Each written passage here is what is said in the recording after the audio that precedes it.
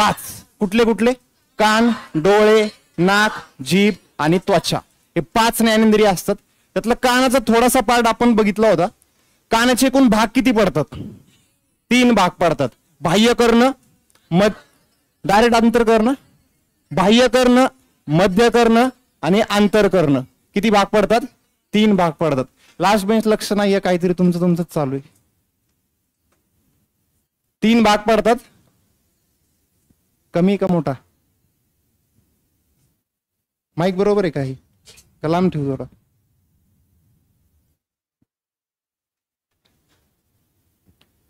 कानाचे भाग किती पडतात सांगितलं आपण? 3 भाग पडतात. बाह्य कर्ण, मध्य कर्ण आणि आंतरकर्ण. त्या बाह्य कर्ण याच्यामध्ये हाडे किती असतात? हाडे नसतात, कास्तीपासून बनलेला असतो. त्याच्यानंतर मध्य कर्ण याच्यामध्ये कुठले कुठले घटक असतात? 3 हाडे असणार आहेत आणि कानाचा पडदा असतो. इथं बघितलं होतं आपण, कानाचा पडदा आणि या ठिकाणी 3 हाडे असतात. एवढा भाग जो आहे तो कुठे असतो? मध्य कर्णामध्ये असतो. आणि आंतरकर्णामध्ये ध्वनीचं रूपांतर कशामध्ये होतं? कुठल्या सिग्नलमध्ये? इलेक्ट्रिकल सिग्नलमध्ये होतं. एवढे पार्ट आपण बघितले होते, एवढा घटक आपण बघितला होता. नेक्स्ट त्याच्यामध्येच एक पॉइंट लिहा, कान. कानाचे कार्य,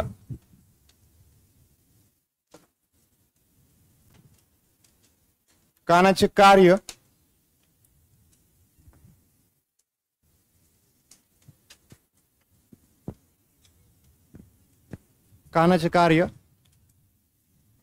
पहिलं काय? ऐकणे. पहिलं कार्य काय? ऐकणे. आणि दुसरं कार्य काय? शरीराचा तोल सांभाळणे. ऐकणे. हो, काल झोपला होता काय? काल झोपला होता का म्हटलं? काल सांगितलं की आपण हे सगळं. मेंदूचं पण कार्य असतं आणि कानाचं सुद्धा कार्य, शरीराचा तोल सांभाळणे.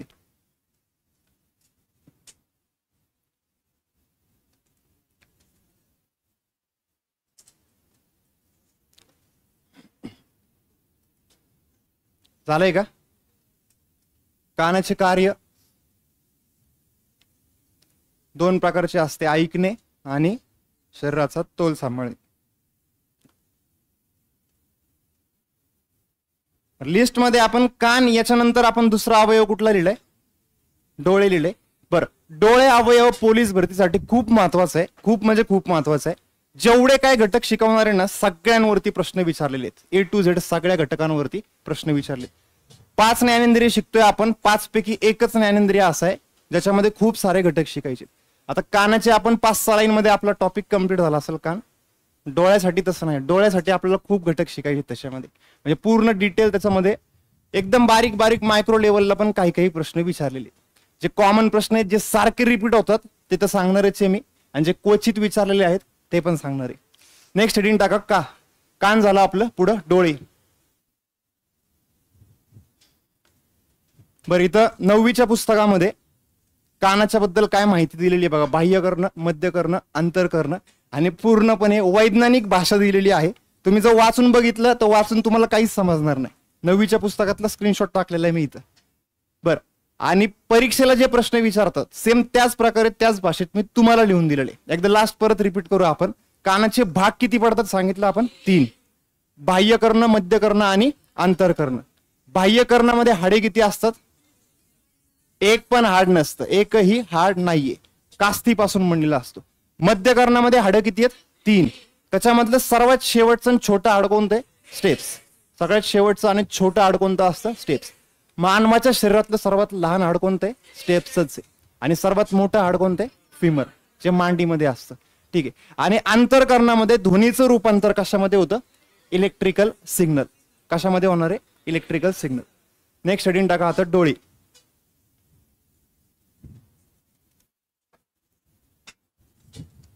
डोळे पहिला पॉइंट ह्याच्यामध्ये, यात आपल्याला पुढील घटकांचा अभ्यास करावा लागतो. यात आपल्याला पुढील घटकांचा अभ्यास करावा लागतो. यात आपल्याला पुढील घटकांचा अभ्यास करावा लागतो.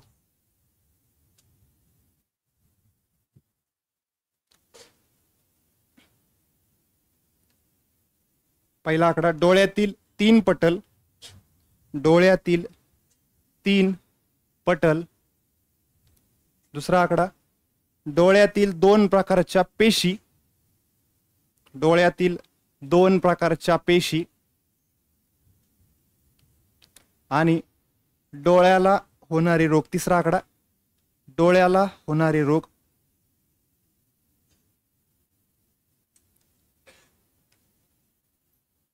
तिसरा आकडा डोळ्याला होणारे रोग.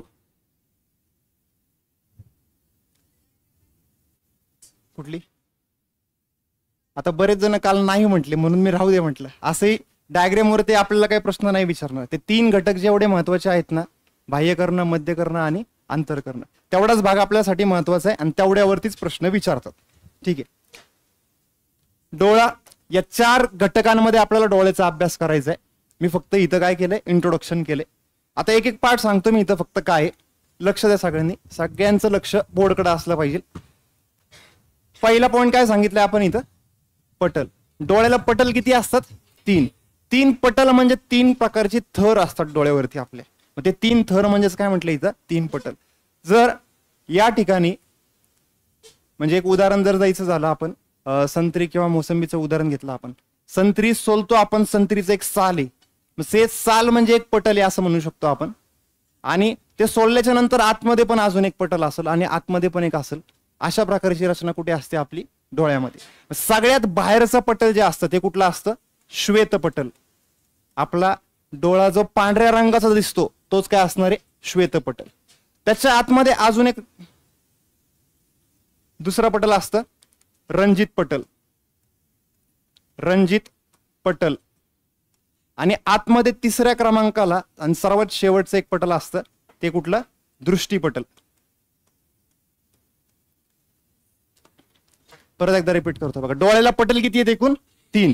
तर 3 पटलांचा क्रम जर बघितला, सगळ्यात बाहेर कोण आहे, श्वेत पटल. नंतर कोण आहे, रंजित पटल. नंतर कोण आहे, दृष्टीपटल. ज्या वेळेस आपण प्रकाश किरण आतमध्ये जातात त्यावेळेस ते कुठल्या पटलावरती पडत असतील तुम्ही सांगा. आतमध्ये गेल्याच्या नंतर कशावर पडत असतील, दृष्टीपटलावरती पडतात. कुठे पडतात, दृष्टीपटल. हे सगळ्यात आतलं पटल जे आहे ना, याच्यावरती ते प्रकाश किरण पडत असतात. प्रतिमा कोठे भेटते असा प्रश्न विचारतात आपल्याला. उत्तर काय मग, दृष्टीपटल. इंग्लिशमध्ये रेटिना म्हणतात किंवा दृष्टीपटल. मी मागं पण सांगितलं, रेटिनाची रचना अशी असते ना की कुठल्याच 2 व्यक्तींचा रेटिना समान नसतो. फिंगरप्रिंट आपले समान नसतात, रेटिना समान नसतो. आधार कार्ड काढताना रेटिना घेतात का आपल्या डोळ्याचा, घेतात. का घेतात,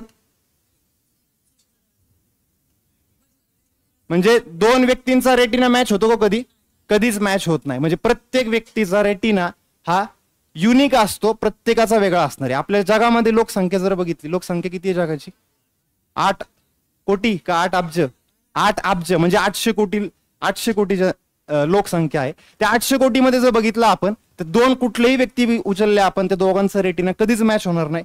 डीएनए मॅच होणार नाही, हाताची फिंगरप्रिंट मॅच होणार नाही. या गोष्टी कधीच कुणाच्या मॅच होत नाहीत, लक्षात ठेवा पण. त्यामुळे आधार कार्ड मध्ये काय करतात, रेटिना घेतलेला असतो. पण आता मध्ये पूजा खेडकरचा एक केस झाली, माहिती असेल सगळ्यांना. काय झालं होतं, अपंगत्वाचं सर्टिफिकेट काढलं होतं. अजून IAS अधिकारी होती. बरं मी थोडक्यात सांगतो इथं काय संबंध आहे. IAS अधिकारी होती, अपंग कोट्यातून IAS झालेली होती आणि UPSC मध्ये ओपन कॅटेगरीला 6 अटेम्प्ट असतात आणि कॅटेगरीला SC ST OBC कॅटेगरीला 9 अटेम्प्ट असतात. त्याच्यानंतर परीक्षा देता येत नाही. आणि तिचे 9 अटेम्प्ट ऑलरेडी संपले होते. आता तिचं IAS पद जे होतं ते रद्द करून टाकलं. का रद्द केलं, कारण की का रद्द केलं, खोटं सर्टिफिकेट दाखवलं म्हणून. त्याच्यावर केस चालू आहे अजून, ते सिद्ध नाही झालं अजून की खोटे होते का नव्हते, ते सिद्ध व्हायचं बाकी आहे कोर्टात. पण सिद्ध एक गोष्ट झाली. काय सिद्ध झाली, तर तिने टोटल 12 अटेम्प्ट दिले. किती, 12. 9 अटेम्प्ट संपले. त्याच्यानंतर तिने सगळी आयडेंटिटीज काय करून टाकली, चेंज करून टाकली. तिचं नाव चेंज केलं. नाव चेंज म्हणजेच काय केलं, फक्त आईचं नाव मध्ये टाकलं. काय तिचं नव्हतं, पूजा खेडकर ना, मग पूजा मनोरमा खेडकर असं नाव केलं तिने फक्त. आणि आधार कार्ड नवीन काढलं, पॅन कार्ड नवीन काढलं. आता तुम्ही विचार करा, आधार कार्ड नवीन काढलं त्यावेळेस रेटिना घेतला असेल का, अरे तिचा पहिला आधार कार्डच्या वेळेस रेटिना घेतला असेल. नवीन आधार कार्ड काढायला घेतल्यावर तिथं ऑलरेडी सांगतं की या व्यक्तीचं आधार कार्ड ऑलरेडी बनलेलं आहे, मग नंतर परत कसं काय बनवलं तिने? काय केलं असेल? पैसे देऊन का डोळा दिला दुसरा आणून?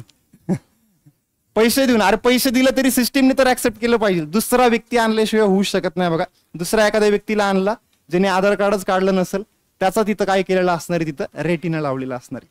ठीक आहे, महत्वाचा पॉईंट आहे. इथं प्रश्न विचारतात आपल्याला, प्रतिमा कोठे भेटते आपल्याला? दृष्टीपटल. आणि इंग्लिशमध्ये काय म्हणतात त्याला? रेटिना. लक्षात ठेवा पॉईंट. आता या रेटिनावरती तुम्हाला प्रतिमेचं ज्ञान प्राप्त होण्यासाठी 2 प्रकारच्या पेशी असतात. हा प्रश्न विचारतात.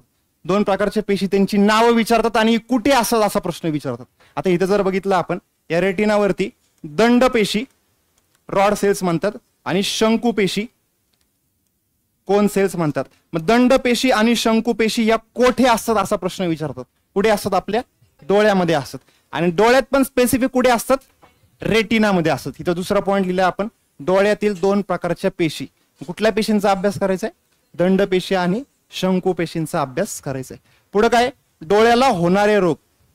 3-4 रोग असे आहेत कॉमन, तुमचे पण पाठ असतील आता सध्याला. रंग आंधळेपणा, रात आंधळेपणा, मायोपिया, हायपरमेट्रोपिया, हे 4च रोग असे आहेत ना की सारखे सारखे प्रश्न याच्यावरती विचारतात आणि खूप वेळा रिपिटेशन झालेले. आपण त्याच्यापेक्षा जास्त बघणारे 3-4, हे 4 तर रिपीट होतात सारखे. आणि डोळ्या संदर्भात 1 लाइनर पॉईंट कुठले असतील ते सगळे आपण एकत्र बघणार आहे. ठीक आहे, एकदा लास्ट परत रिपीट करू. डोळ्याला पटल किती असतात सांगा चला? 3. सगळ्यात बाहेर कुठलंय? श्वेत पटल. त्याच्या आतमध्ये रंजित पटल. त्याच्या आतमध्ये दृष्टीपटल. प्रतिमा जी भेटती ती कशावरती भेटती? दृष्टीपटल, म्हणजेच कुठं? रेटिना. आणि ती प्रतिमेचं नॉलेज होण्यासाठी किती प्रकारच्या पेशी आहेत? 2. कुठल्या कुठल्या पेशी? दंड पेशी आणि शंकू पेशी. या 2 पेशी असतात.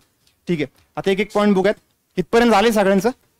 पुढं बरं, 9वीच्या पुस्तकामध्ये डायग्राम दिलेली आहे बघा. ही जे काय घटक बघणारे आपण, डोळा चॅप्टर 9वीच्या पुस्तकात दिलेलं आहे आणि त्याच्यात जे काय दिलं असेल ते घटक आणि तुम्हाला जे काय आतापर्यंत विचारले असतील तेवढे पॉईंट फक्त मी इथं काय केलेले आहेत? ऍड केलेले आहेत. ठीक आहे, आता एक एक पॉईंट बघूया. चला नेक्स्ट हेडिंग टाका. डोळ्यातील 3 पटल. डोळ्यातील 3 पटल.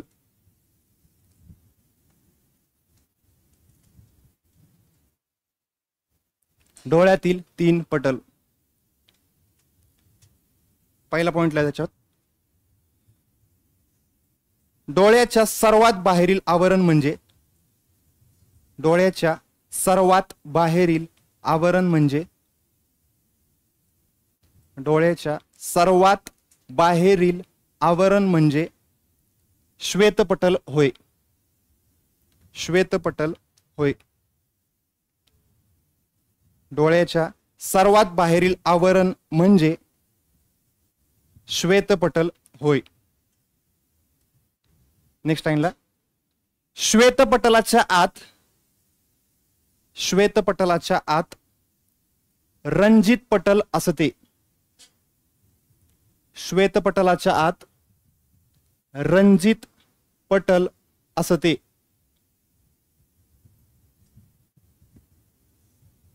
श्वेतपटलाच्या आत रंजित पटल असते. अरे श्वेतपटलाच्या आत रंजित पटल असते, त्याच्या आधीच म्हणतोय का? कुणी नाही लिहिलं? परत एकदा रिपीट करतो बघा. डोळ्याच्या सर्वात बाहेरील आवरण म्हणजे श्वेतपटल होय. डोळ्याचे सर्वात बाहेरील आवरण म्हणजे श्वेतपटल होय. श्वेतपटलाच्या आत, श्वेतपटलाच्या आतमध्ये रंजित पटल असते. पुढं, डोळ्याच्या सर्वात आतील भागात, डोळ्याच्या सर्वात आतील भागात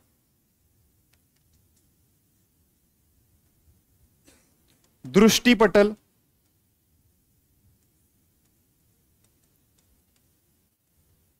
डोळ्याच्या सर्वात आतील भागात दृष्टीपटल कंसातल्या रेटिना. कधी कधी इंग्लिश शब्द विचारतात त्यामुळे इथं इंग्लिश शब्द लिहिलेला आहे बघा. मी इंग्लिश शब्द सगळीकडे सांगत नसतो, जिथं सांगितलाय याचा अर्थ तिथं इंग्लिश शब्दावरतीच प्रश्न विचारलाय म्हणून मी इंग्लिश शब्द सांगत असतो. सगळीकडे सांगत नाही मी इंग्लिश शब्द लिहायला. इथं जर मी लिहायला सांगितलं असेल तर तुम्हाला इथं उत्तराच्या स्वरूपात प्रश्न विचारलाय म्हणून मी इंग्लिश शब्द लिहिलाय. इथं कधी दृष्टीपटल उत्तर देतात, कधी रेटिना उत्तर देतात. डोळ्याच्या सर्वात आतील भागात दृष्टीपटल कंसात रेटिना असते. एक डायग्राम काढा, त्याच्यामध्ये 3 पटल आपल्याला फक्त समजतील.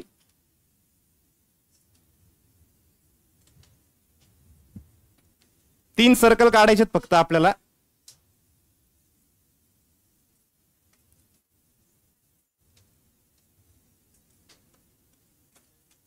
श्वेत पटल,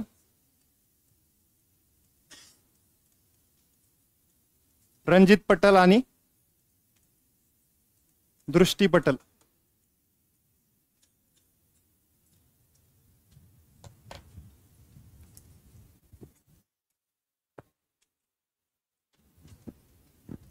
ज्यांनी अजून काढलंच नसेल त्यांनी सर्कल पूर्ण जॉईन करू नका. पुढच्या बाजूला जर बघितलं तर हे 3 पटल असतात का या डायग्राम मध्ये तुम्ही बघा. एवढा भाग जर आपण बघितला इथं, इथून इथपर्यंत, म्हणजे जो आपल्या डोळ्याच्या मधोमध भाग जो आहे तो बुबुळाचा भाग जो आहे, त्या ठिकाणी हे 3 पटल असतील का? तिथं नसतात हे 3 पटल. श्वेत पटल, रंजित पटल, दृष्टीपटल तिथं नसतात. म्हणून इथं फ्रंट साईडला काय केलेलं आहे, ब्लँक ठेवलेले. सर्कल काढताना मी जसा काढलाय तसंच काढा.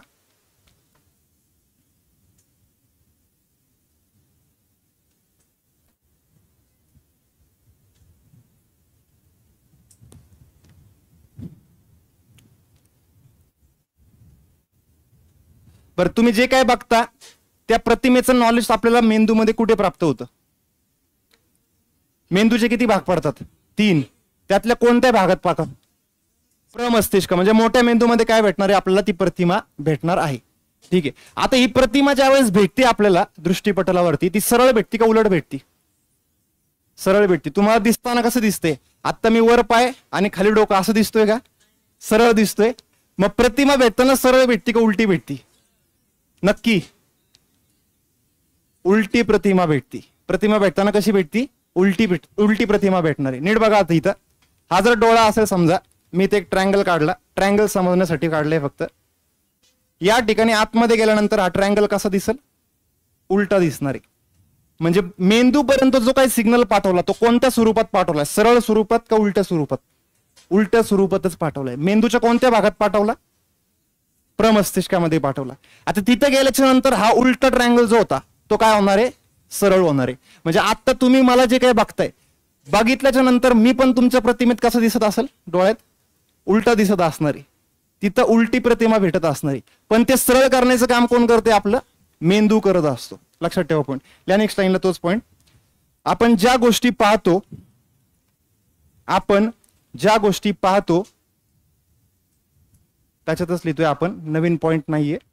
आपण ज्या गोष्टी पाहतो त्याची प्रतिमा, आपण ज्या गोष्टी पाहतो, इथं सेकंड लास्ट बेंच लिहित नाहीये, इथं लिहित नाही सेकंड लास्ट बेंच. अरे तूच माग कुठं बघतो? सेकंड लास्ट तूच आहे.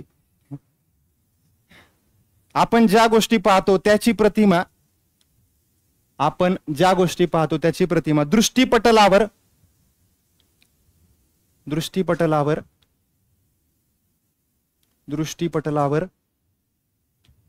उलटी मिळते. आपण ज्या गोष्टी पाहतो त्याची प्रतिमा दृष्टीपटलावर उलटी मिळते.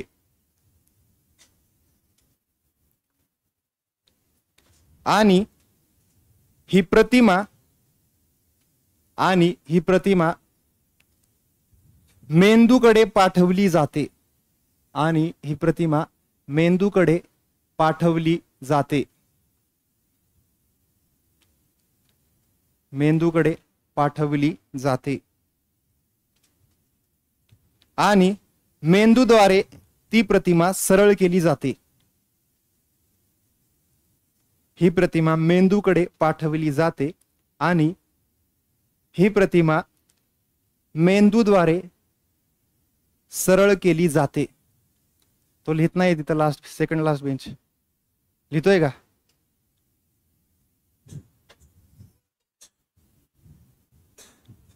परत रिपीट करतो. आणि ही प्रतिमा मेंदूकडे पाठवली जाते आणि मेंदूद्वारे ती प्रतिमा सरळ केली जाते. बरं, आता या डायग्राम मध्ये फ्रंट साइडला जेवढी काही नावं दिसतात आपल्याला काहीच महत्वाची नाही आहेत. त्याच्यातली 2 नावं महत्वाची आहेत. एक तर मी सांगितलं तुम्हाला इथं दृष्टीपटल, आणि दुसरं नाव कुठलं? आयरिस. कुठलं?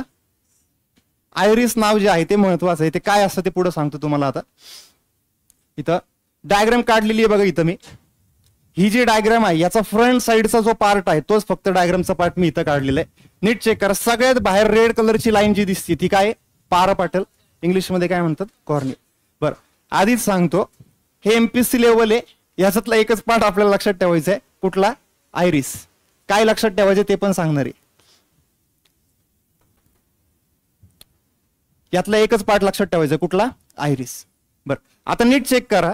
फ्रंट साइडला जर बघितलं आपण एवढ्या भागामध्ये डोळ्याच्या फ्रंट साइडला जर बघितलं ते 3 पटल नसतात. कुठले 3 पटल? श्वेत पटल, रंजित पटल, दृष्टी पटल. हे 3 पटल आहेत का तिथं? नाही. मग प्रकाश ज्या वेळेस आत जातोय त्या पांढऱ्या भागातून आत जातोय का प्रकाश? म्हणजे श्वेत पटल मधून जातोय का? नाही जात. श्वेत पटल मधून प्रकाश आतमध्ये जात नाही. या फ्रंट साइडचा जो पार्ट आहे ना त्याच्यातूनच फक्त प्रकाश काय करतो? आतमध्ये जातो. आता बघा पारपटल सगळ्यात बाहेरचा भाग जो असतो तो काय असतो? पारपटल. मी फक्त नावांची ओळख करून देतोय. त्याला इंग्लिशमध्ये काय म्हणतात? कॉर्निया. सगळ्यात बाहेर काय असतो? कॉर्निया. नेत्रदान ज्यावेळेस करतो ना आपण त्यावेळेस ऍक्च्युली बुबुळ काढून घेतात. बुबुळ म्हणजे काळ्या रंगाचा जो मांसल भाग जो आहे प्युपिल म्हणतात इंग्लिशमध्ये, तो भाग काढून घेतात. पण ऍक्च्युली प्युपिल फक्त महत्वाचा नसतो. महत्वाचं काय असतं नेत्रदानामध्ये? कॉर्निया किंवा पारपटल महत्वाचा असतो. नेत्रदान ज्यावेळेस करतो आपण त्यावेळेस मृत्यूच्या नंतर 4 तासात डोळे काढायला पाहिजे. आणि 4 तासाच्या पुढे जर गेला तर आपल्या शरीरात जे काही जीवाणू विषाणू असतात ते काय करून टाकतात? डोळ्याचा नाश करून टाकतात. त्यामुळे मृत्यू झाल्याच्या नंतर 4 तासाच्या आत तो डोळा बाहेर काढावा लागतो. डोळा म्हणजे काय काढतात बाहेर? काय काढणारे? बाहुली म्हणजेच काय? प्युपिल. आता तुम्ही जर नीट बघितलं पारपटल फक्त काढता येतील का? फक्त पारपटल नाही काढता येत आपल्याला. कारण की पारपटल म्हणजे एकदम बारीक थर आहे, असा मेनचट थर असल्यासारखा थर आहे. तो फक्त काढू नाही शकत. आणि डोळे म्हणजे बघण्यासाठी किंवा नेत्रदान करण्यासाठी महत्वाचा घटक हाच आहे. पण काढताना काय काढला जातो? बाहुली किंवा प्युपिल काढला जातो. पुढचा घटक कुठला आहे बघा? नेत्रोद. ऍक्वियस ह्युमर म्हणतात त्याला. किंवा इथं जर बघितलं निळ्या रंगामध्ये ते लिक्विड असतं त्या ठिकाणी. पुढचा पार्ट आहे बुबुळ किंवा परितारिका. आपल्या डोळ्यामध्ये काळ्या रंगाचा मांसल भाग जो आहे तो काय? बुबुळ. इथं दिसतोय तुम्हाला काळा रंग जो दिसतोय पूर्ण तो काय असतो? बुबुळ. आता बुबुळला काय म्हटलं आपण? परितारिका. आता पुढचा एक पॉईंट सांगतो मी तुम्हाला फक्त. बाहुली किंवा प्युपिल. इथं बघा नीट. हा इथून एवढा भाग जो दिसतोय ब्लँक स्पेस दिसतोय व्हाईट रंगामध्ये पांढऱ्या रंगामध्ये तो काय त्या ठिकाणी? तर बाहुली किंवा प्युपिल हा घटक आहे. आणि ऍक्च्युअल मध्ये प्रकाश आतमध्ये जातो ना तो प्रकाश कुठून आत जातो? बाहुलीमधून जातो. कुठून जातो? बाहुलीमधून. तुम्ही कधी चेक केलंय का की डोळ्यामध्ये जर डायरेक्ट फ्लॅश मारला तर काय होतं? ती बाहुली बारीक होती का मोठी होती? बारीक होती. ही बाहुली काय होती? बारीक होती. म्हणजे हा जो पोर्शन आहे ना हा पोर्शन काय होतो? लगेच बारीक होताना दिसतो. तुम्ही कधी पण चेक करू शकता. आता जरी डोळ्यात तुम्ही फ्लॅश जर मारून बघितलं स्वतःला नाही बघता येणार. तुम्हाला शेजारच्या डोळ्यात काय करायला लागेल? फ्लॅश मारावं लागेल. आणि ते केलं की बाहुली काय होणार आहे? बारीक होणार आहे. आता सगळ्यात महत्वाचा पॉईंट जो पोलीस भरतीला विचारलाय तो सांगतो. ही बाहुली बारीक किंवा मोठी करायची म्हणजेच प्रकाशावर नियंत्रण ठेवायचंय. हे कार्य करतं कोण? बुबुळ. आणि उत्तर तुम्हाला काय देतात? आयरिस. आता प्रश्न सांगतो तुम्हाला काय? डोळ्यात जाणाऱ्या प्रकाशावरती नियंत्रण कोण ठेवतं? उत्तर काय? आयरिस. पण प्रकाश आतमध्ये जातोय कशातून? प्युपिल मधून जातोय किंवा बाहुलीतून जातोय. पण नियंत्रण कोण ठेवतं? आयरिस. बस. जेवढी काय नावं आहेत त्याच्यातली 2 नावं लक्षात ठेवायची. प्रतिमा भेटताना कशावरती प्रतिमा भेटली आपल्याला? इथं कुठला पटल आहे? रेटिना किंवा दृष्टीपटल किंवा रेटिना. आणि आतमध्ये जाणारा प्रकाश जो आहे त्याच्यावरती नियंत्रण कुणी ठेवले? आयरिस. इंग्लिश मध्येच विचारलाय प्रश्न. म्हणजे प्रश्न मराठीत विचारलाय. पर्याय देताना कसं दिलाय? इंग्लिश. आणि तो आयरिस लिहिताना पण ते इरिस लिहितात. इरिस म्हणजे प्रश्न काढणारा पण तो कोणतेही कॉन्स्टेबलच असेल त्याला उच्चार काय आहे त्याचा? आयरिस आहे. पण तिथं उच्चार काय करतात ते? इरिस. तुमच्या प्रश्नपत्रिकेत इरिस लिहिलेलं असतं. इरिस. वाचलंय का हे? बरं, आता जे काही सांगितलं ना स्पष्टीकरण ते एक व्हिडिओच्या स्वरूपात मी इथं आणलेले. एकदा चेक करा. हे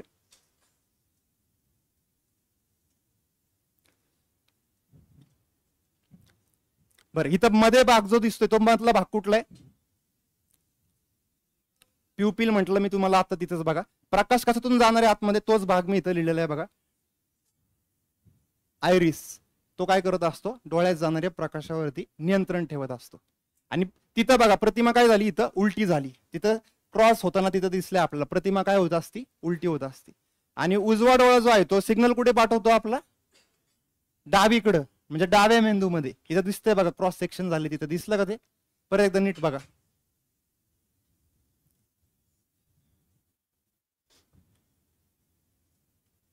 आवाज पाहिजे होता का, काय समजलं असतं हा पण व्हिडिओ इंग्लिश मध्येच होता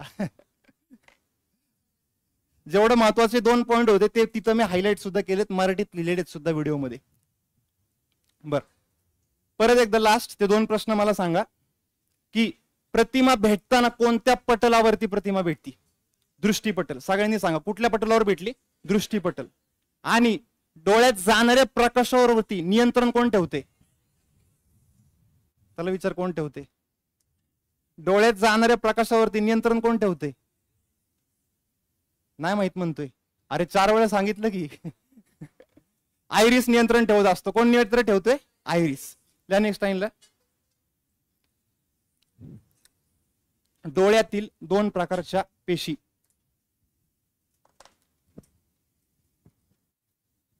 डोळ्यातील 2 प्रकारच्या पेशी.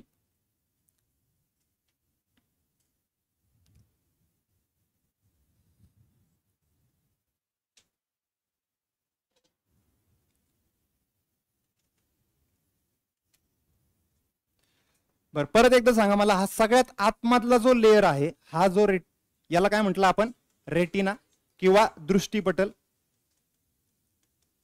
प्रतिमा भेटताना कशावरती भेटली आपल्याला, दृष्टीपटलावरती. आता हे दृष्टीपटलावरती प्रतिमा भेटली, त्याचं नॉलेज व्यवस्थित व्हावं, त्याचं ज्ञान व्यवस्थित प्राप्त व्हावं, त्यासाठी इथं 2 पेशी असतात, 2 पेशी. आणि त्या 2 पेशी इथं अभ्यासणार आहे आपण. त्यातली पहिली पेशी कोणती सांगितली आपण, बर, दंडपेशी किंवा शंकुपेशी आणि दंडपेशी. बरं, थोडक्यात सांगतो, पहिलं कार्य समजून घ्या, नंतर लिहूयात. रॉड सेल्स आणि कोन सेल्स असं म्हणतात इंग्लिशमध्ये, मराठीतच विचारलंय तुम्हाला त्यामुळे मी मराठीच लिहिलं इथं. ठीक आहे, शंकुपेशी जो आहे त्याचा आकार ऍक्च्युली शंकू सारखा असतो, असा आकार असतो, म्हणून त्याला नाव पडले शंकुपेशी.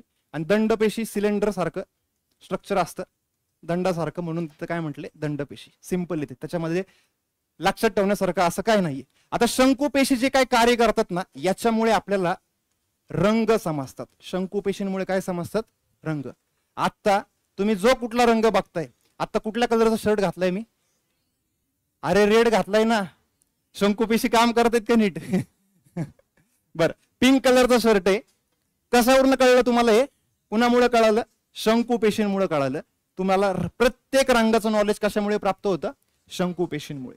आणि दंडपेशींमुळे काय समजतं, तर संध्याकाळच्या टायमिंगला मंद प्रकाशामध्ये व्यवस्थित दिसण्यासाठी कुठल्या पेशी काम करतात, दंडपेशी काम करत असतात.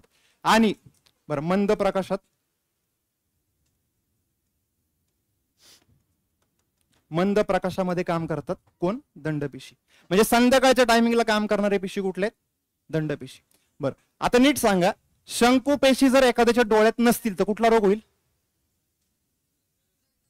रातांधळेपणा, रंग आंधळेपणा, कलर ब्लाइंडनेस म्हणतो आपण, रंग आंधळेपणा. कुठला रोग होईल, रंग आंधळेपणा किंवा कलर ब्लाइंडनेस असं म्हणतो आपण. हिरवा आणि लालचा फरक नाही कळत. ठीक आहे, दंडपेशी ज्या आहेत, या दंडपेशी नसतील तर कुठला रोग होईल, रातांधळेपणा. कुठला रोग होणार आहे इथं, रातांधळेपणा. बरं बरं, आपल्याला पोलीस भरतीला रंग आंधळेपणा किंवा रातांधळेपणा हा रोग चालतो का, तिथे झोपले काय ते, हे 2 रोग चालतात का पोलीस भरतीला, दोन्ही नाही चालत का, एखादा चालतो. पोलीस भरतीमध्ये हे तर नाही चेक करत कुठं रातांधळेपणा आहे का नाहीये, हे चेक करत नाही. तुमचा चष्मा चेक करतात किती आहे, आणि रंग आंधळेपणा आहे का चेक करतात. हे 2 नाही चालत आपल्याला. बस, चष्मा म्हणजे चष्मा नसलाच पाहिजे असं नाही. 6/4 विजन जे आहे ते तुमचं असेल तर चांगली गोष्ट आहे. म्हणजे 0.5च्या पुढे जर जात असेल तर 6/4 मध्ये तुम्हाला व्यवस्थित दिसत नाही. 0.5च्या पुढे जर जात असेल तर तायरी ठेवायची, खिशे भरून जायचं जाताना कळालंच नाही कुणाला, जाऊ दे चला बर, रंग आंधळेपणामध्ये होतं काय नीट समजून घ्या. रंग आंधळेपणामध्ये हिरवा रंग आणि लाल रंग यांच्यामधलं फरकच समजत नाही आपल्याला. आपण सिग्नलसाठी कुठले रंग वापरतो? हिरवा आणि लाल हे दोन रंग वापरतो आणि हे दोन रंगामधला फरकच समजत नाही जर रंग आंधळेपणा असेल तर. बरं, चर्चा बंद करा, लक्ष द्या इकडं. पोलीस भरतीला हा रोग चालतो का? नाही चालत. बरं, अजून कुठं नाही चालत मला सांगा. चला, आर्मीमध्ये तहसीलदारला चालतो का? नाही. कलेक्टरला चालतो? बरं, आता मागचं रिझन काय ते सांगतो बघा. तुम्ही डिफेन्स रिलेटेड जे कुठल्या पोस्ट असतील ना, आर्मी असेल, पोलीस भरती असेल किंवा CISF असेल, डिफेन्स रिलेटेड जेवढ्या कुठल्या पोस्ट असतील ना तेवढ्याला फक्त रंग आंधळेपणा, कलर ब्लाइंडनेस चालत नाही. बाकी डिफेन्स रिलेटेड सोडून जर बाकी कुठल्या पोस्ट असतील म्हणजेच ऍडमिनिस्ट्रेशन, मग त्याच्यामध्ये कुठल्या आल्या, तहसीलदार आला, नायब तहसीलदार आला, कलेक्टर आला, डेप्युटी कलेक्टर आला, हे सगळ्यांना या रोग चालतो का? तर 100% चालतो. त्यांना काय फाईली बघायच्यात, मग फाईलीचा कलरशी काही घेणं देणं का त्यांना? काहीच घेणं देणं नाहीये. मग आपल्याला का नाही चालत इथं? कारण एक उदाहरण सांगतो. चला, अशी एखादी परिस्थिती काहीतरी उद्भवली आहे की युद्धासारखी परिस्थिती एखादी उद्भवलेली आणि त्या टायमिंगला तुम्ही अपोजिट साईडला थांबलाय आणि तुमचा पार्टनर अपोजिट साईडला थांबलाय आणि तुम्हाला जर समजा रंग आंधळेपणा असेल, तो इकडनं सिग्नल दाखवते, रेड सिग्नल दाखवते की अरे बाबा येऊ नको, इकडे दहशतवादी लपलेत, आला तर मरशील. तो रेड कापड दाखवते, रेड सिग्नल दाखवते आणि तुम्ही ग्रीन समजताय आणि पळत सुटलाय. चालेल का? हे नाही चालणार. म्हणजे सिग्नल साठी जे दोन रंग वापरले जातात त्याच रंगातला फरकच समजत नाहीये आपल्याला. तर हा रोग डिफेन्स रिलेटेड प्रत्येक पोस्ट मध्ये चालतो का? कुठल्याच पोस्ट मध्ये नाही चालणार. त्याच्या व्यतिरिक्त जेवढ्या पोस्ट असतात त्याच्यामध्ये हा रोग चालू शकतो. ठीक आहे, नेक्स्ट लाईनला पहिला शंकुपेशी. शंकुपेशी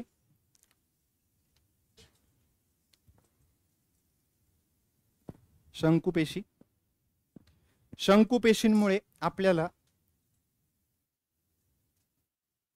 शंकुपेशींमुळे आपल्याला रंगाचे ज्ञान प्राप्त होते. शंकुपेशींमुळे आपल्याला रंगाचे ज्ञान प्राप्त होते. शंकुपेशींमुळे आपल्याला रंगाचे ज्ञान प्राप्त होते. पुढं, शंकुपेशींमुळे आपल्याला रंगाचे ज्ञान प्राप्त होते. नेक्स्ट लाईनला शंकुपेशींच्या अभावी कुठला रोग होतोय? रंग आंधळेपणा. शंकुपेशींच्या अभावी रंग आंधळेपणा कंसातल्या कलर ब्लाइंडनेस. शंकुपेशींच्या अभावी रंग आंधळेपणा कंसातल्या कलर ब्लाइंडनेस होतो. कलर ब्लाइंडनेस लिहिलाय शब्द बोर्डवर, कलर ब्लाइंडनेस. पुढे नेक्स्ट लाईनला दुसरा आकडा. पेशींचा दोन पेशी असं सांगितलं. पहिला पॉइंट बघितला आपण. दुसऱ्या प्रकारच्या पेशी दंडपेशी. दंडपेशी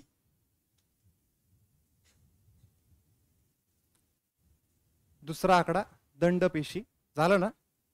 पुढं दंडपेशींमुळे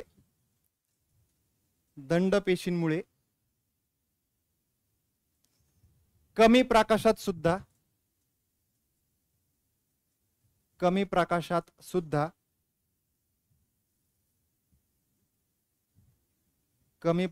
सुद्धा आपल्याला स्पष्ट दिसते. कमी प्रकाशात सुद्धा आपल्याला स्पष्ट दिसते.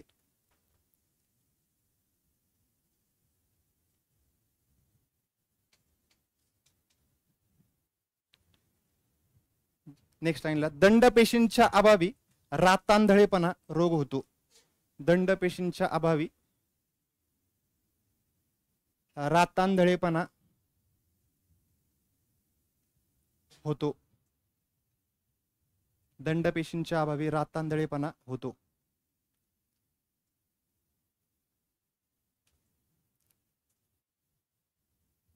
पर तुमचं कोण ओळखीत आहे का असं की रंग आंधळेपणा होता आणि तरी सुद्धा भरती झाला? नाहीये कोण? बरं, माझ्या ओळखीत 2-4 जण आहेत असे, एक म्हणजे ओळखतो मी त्याला चांगला, आणि 2-3 जण असे बाकी ओळखीचे आहेत असे. मग कसं काय भरती झाली तरी सुद्धा? खिशे भरून गेल ते. हा, कशामुळं? लेन्स लावून काय फरक, म्हणजे लेन्सनी फरक पडतो का लगेच? मग तुम्हाला असं वाटतं की तिकडे लेन्स घातल्यात का नाही घातल्यात हे चेक करतील का नाही करतील? लगेच कळतं तिथं. काय कारण असेल? एकच कारण आहे, पैसे देऊन काय केलं, मेडिकल टेस्ट करून काय केली, पास करून घेतली तिथं.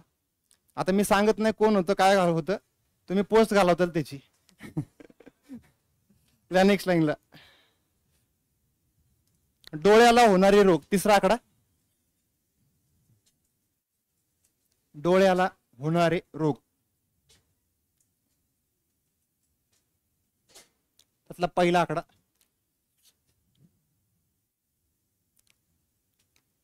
आठ रोग बघायचे आपल्याला, त्यातले 4 थोडेसे स्पष्टीकरण सकट बघायचे आणि 4 थोडेसे एका एका वाक्यात बघायचे. पहिला, निकटदृष्टिता, लघुदृष्टिता, मायोपिया. निकटदृष्टिता, लघुदृष्टिता, मायोपिया. निकट दृष्टिता, अरे बोर्डवर दिलंय नाही तर, निकट दृष्टिता, लघुदृष्टिता, मायोपिया.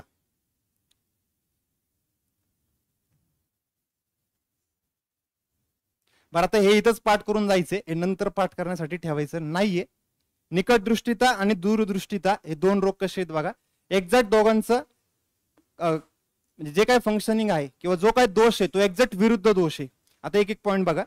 निकट दृष्टिता शब्द काय सांगतोय आपल्याला? निकट म्हणजे निकटचं दिसतं का नाही दिसत? नाही दिसत. शब्दाचा अर्थ काय सांगा मला? निकट दृष्टिता. निकट म्हणजे जवळचं आणि दृष्टिता म्हणजे काय? दिसणे ना. निकट दृष्टिता दोषामध्ये निकटचे म्हणजे जवळचे दिसते पण दूरचे स्पष्ट दिसत नाही. परत एकदा रिपीट करतो. निकट दृष्टिता किंवा लघु दृष्टिता किंवा मायोपिया याच्यामध्ये जवळचे स्पष्ट दिसतंय पण दूरचे स्पष्ट दिसत नाही. आता विरुद्ध जर बघितलं, निकट दृष्टिताला विरुद्ध काय आहे? दूरदृष्टिता. लिहू नका, लक्ष द्या. दूरदृष्टिता. आता याच्यामध्ये काय होतं? दूरदृष्टिता या शब्दाची पण फोड करा. दूर आणि दृष्टिता म्हणजे दूरचे स्पष्ट दिसते, दूरचे स्पष्ट दिसते पण जवळचे स्पष्ट दिसत नाही. डेफिनेशन तुम्हाला खूप वेळा विचारून झालेले आहेत, हे पाठच झालं पाहिजे. मुलांचं ज्यांनी वाचलेलं नसतं त्यांचा समज होतो, अरे निकट तर विचारलंय ना, मग निकट म्हणजे जवळचं दिसत नसेल. दूर तर विचारलंय ना, दूर म्हणजे दूरचं दिसत नसेल. पण अर्थ काय? दूरदृष्टितामध्ये दूरचे स्पष्ट दिसते आणि जवळचे स्पष्ट दिसत नाही. याच्यामध्ये निकट दृष्टितामध्ये पुढचा पॉइंट, निकट दृष्टिता हा दोष असल्यास जवळचे स्पष्ट दिसते. हा दोष असल्यास जवळचे स्पष्ट दिसते.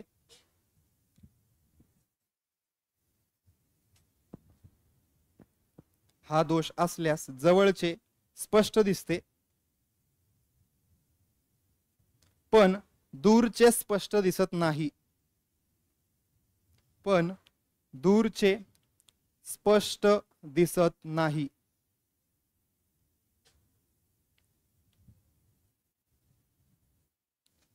हा दोष असल्यास जवळचे स्पष्ट दिसते पण दूरचे स्पष्ट दिसत नाही.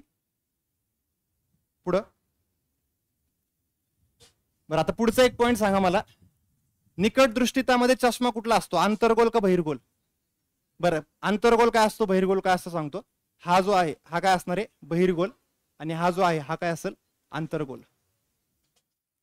आंतरगोल आणि बहिर्गोल अशा 2 प्रकारचे चष्मे असतात आपले. मग निकट दृष्टिता ज्यावेळेस होतो त्यावेळेस यातला कुठला चष्मा वापरणार? आंतरगोल वापरायचा? तुम्ही चष्मे वापरताय त्यांनी तरी नीट सांगा. काय त्याचं काय?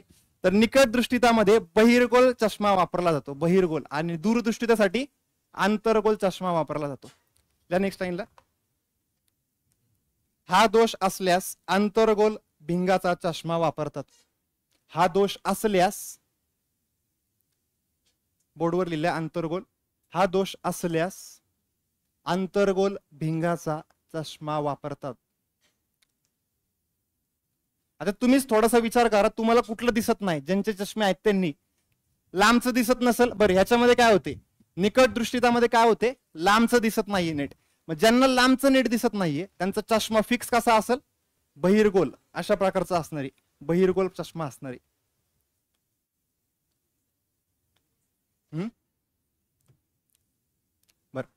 9वीच्या पुस्तकामध्ये याचं थोडस डिटेलमध्ये वर्णन केले, डायग्राम वगैरे पण काढलेली. हे डायग्राम नीट समजून घ्या. काय झाले बघा, पहिला डोळा जो आहे तो कुणाचा आहे? तुमचा आहे. आणि दुसरा जो आहे तो माझा आहे. आणि तिसरा आहे तो बर, पहिला जो डोळा आहे ना हा काय निरोगी मानवाचा डोळा दिलाय. दुसरा जो डोळा दिलाय काय लिहिलंय? दूरच्या वस्तू स्पष्ट दिसत नाही. म्हणजे दुसरा जो डोळा आहे तो कुठला आहे? निकट दृष्टीताचा आहे, निकट दृष्टीतासाठी आहे.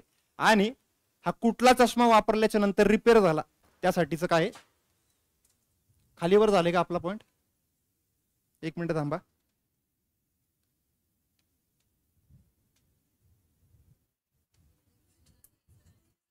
नाही, इथला पॉइंट हे करा. आंतरगोल लिहिलं ना आपण. बरं, लिहिताना तुम्ही बरोबर लिहिले. आंतरगोलला काय असणार आहे? फक्त असं. मी डायग्राम इथं काढताना उलटी काढली होती. नीट बघा आता. या ठिकाणी एखादी वस्तू जर असेल, तुम्ही लिहिताना बरोबर लिहिलेले, तुमचं काही चुकलेलं नाहीये. जर एखादी वस्तू इथं असेल, ती आपल्या डोळ्यातून आतमध्ये गेल्याच्या नंतर त्याची प्रतिमा कुठे भेटली? आपल्या दृष्टीपटलावरती. हे काय आपलं या ठिकाणी दृष्टीपटल. आता दुसरी डायग्राम नीट चेक करा. इथं निकट दृष्टीचा हा रोग झालेला आहे. ती प्रतिमा इथं भेटायला पाहिजे होती, ती भेटलीये कुठं? डोळ्याच्या आतमध्येच प्रतिमा तयार झाली. नीट दिसेल का आपल्याला? नाही, ब्लर दिसतं सगळं. चष्मा ज्यांना असतो त्यांनी चष्मा जर काढला तर व्यवस्थित दिसतं का? नाही दिसत. का? कारण की ती प्रतिमा थोडीशी पुढे तयार झालेली, म्हणून व्यवस्थित दिसत नाही. ती प्रतिमा पूर्णपणे ब्लर दिसते. आणि ज्यावेळेस आपण हा चष्मा वापरणार, अंतर्गोल चष्मा वापरणार, इथं चष्मा दिसतोय बघा आपल्याला, अंतर्गोल चष्मा वापरला, ती प्रतिमा जी इथं भेटली होती ती परत कुठे गेली? मागच्या साईडला. म्हणजेच कुठं? दृष्टीपटलावरती प्रतिमा गेलेली. म्हणजे काय झालं त्या ठिकाणी? म्हणजे जे काय जवळ दूरचं व्यवस्थित दिसत नव्हतं ते काय झालं या ठिकाणी? करेक्ट झालं. या नेक्स्ट लाईनला, दूरदृष्टीता हायपरमेट्रोपिया. दूरदृष्टीता हायपरमेट्रोपिया. दूरदृष्टीता हायपरमेट्रोपिया. दोन्ही शब्द लिहिलेत बोर्डवर. दूरदृष्टीता हायपरमेट्रोपिया.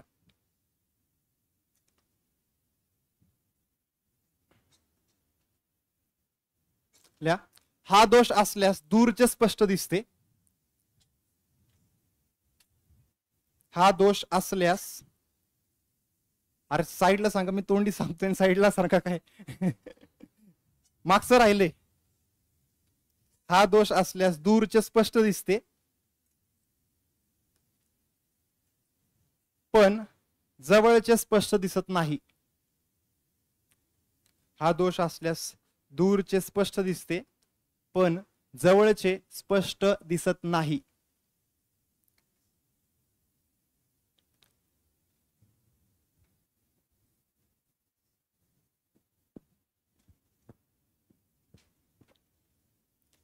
पुढं आता इथे चष्मा कुठला वापरणार आपण? इथं अंतर्गोल वापरला. इथं कुठला असेल आता? बहिर्गोल. या नेक्स्ट लाईनला,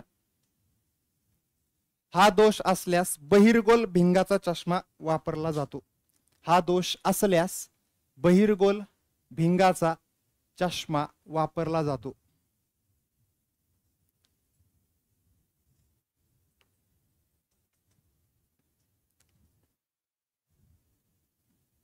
हा दोष असल्यास बहिर्गोल भिंगाचा चष्मा वापरला जातो.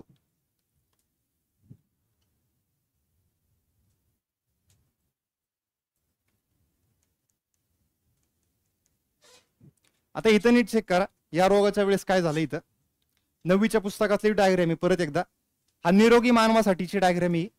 प्रतिमा एक्झॅक्ट कुठे भेटली आपल्याला? दृष्टीपटलावरती. प्रतिमा कुठे भेटतीये? दृष्टीपटलावरती. दुसरा पॉइंट जर बघितला, हा रोग दुसरा आपण दूरदृष्टीचा रोग घेतला तर प्रतिमा दृष्टीपटलावर न भेटता त्याच्या कुठे गेली? अजून मागं गेली. प्रतिमा मागं गेली. म्हणजे प्रतिमा पुढे येऊ द्यात किंवा मागं येऊ द्यात, फिक्स कशी दिसणार आपल्याला? ब्लर दिसणार. पुढे आली तरी ब्लर दिसणार, मागं गेली तरी सुद्धा ब्लर दिसणार. मग आता इथं पण प्रतिमा काय दिसणार आहे आपल्याला? ब्लर दिसणार आहे. मग ते करेक्ट करण्यासाठी आपण कुठला चष्मा वापरला? इथं बहिर्गोल. आणि बहिर्गोल चष्मा वापरला, प्रतिमा परत कुठे भेटली? दृष्टीपटलावरती. नेक्स्ट झालं ना आपण? हा दोष असल्यास बहिर्गोल भिंगाचा चष्मा वापरला जातो. तिसरा आकडा ग्लुकोमा.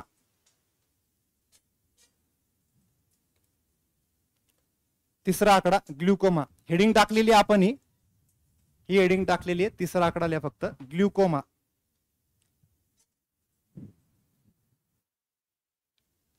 तर या ग्लुकोमामध्ये काय होतं सांगतो. डोळ्यासाठीचे काही लिक्विड भेटतात का मेडिकलमध्ये? काय भेटतं? ड्रॉप म्हणजे थेंब. मग ड्रॉप सगळेच ड्रॉप असतात ना. नाव सांगा मला एखादं. आयकूल. एक्सपेक्टेड मुलांकडनं होतं, पण मुलींनी सांगितलं, कारण की मुलांना जास्त माहिती असतं. कारण की काही नशा वगैरे केल्यानंतर डोळे काय होतात? लाल होतात. मग घरी जायचं म्हटल्यावर काय वापरायला लागतं? आयकूल वापरायला लागतं. मग असे जर सारखं औषधांचा मारा जर कोण करत असेल ना डोळ्यात, तर त्या व्यक्तीला कुठला रोग होऊ शकतो?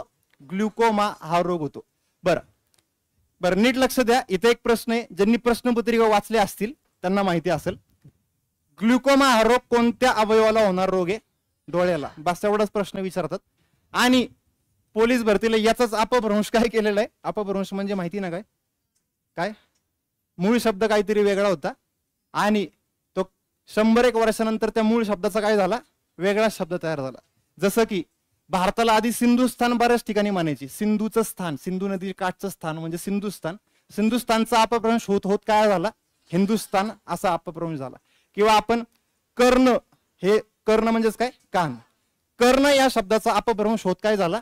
कान हा अपभ्रंश झाला. मग सेम तसंच ह्या ग्लुकोमाचा अपभ्रंश असं मी म्हणतोय, कारण की पेपरला प्रश्न विचारतात. ग्लुकेमिया हा रोग कोणत्या अवयवाला होणारा रोग आहे? डोळ्यांना. आणि कुठल्याच मेडिकलच्या पुस्तकात, मेडिकल म्हणजेच काय?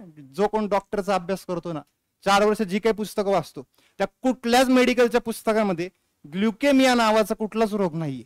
पण पोलीस भरतीला विचारतात. ग्लुकेमिया हा रोग कोणत्या अवयवाला होणार रोग आहे? डोळ्याला. पण ऍक्च्युली तो रोग कुठला आहे? ग्लुकोमा. पण तुम्हाला विचारताना काय करतात? त्याचा ग्लुकेमिया करतात. आणि अशा प्रकारचा कुठलाच रोग नाहीये. तुम्ही गुगल सर्च करून बघू शकता. नंतर ग्लुकेमिया टाका, त्याच्याऐवजी काय येईल? ल्युकेमिया येईल. आणि ग्लुकेमिया सर्च करत असाल तर नॉट फाउंड म्हणून तिथे डायरेक्ट येईल. मग ल्युकेमिया आपण लिहून दिले, पहिल्याच टॉपिक मध्ये लिहिले. ल्युकेमिया काय असतो? रक्ताचा कर्करोग असतो. ल्युकेमिया काय असतो? रक्ताचा कर्करोग. ग्लुकोमा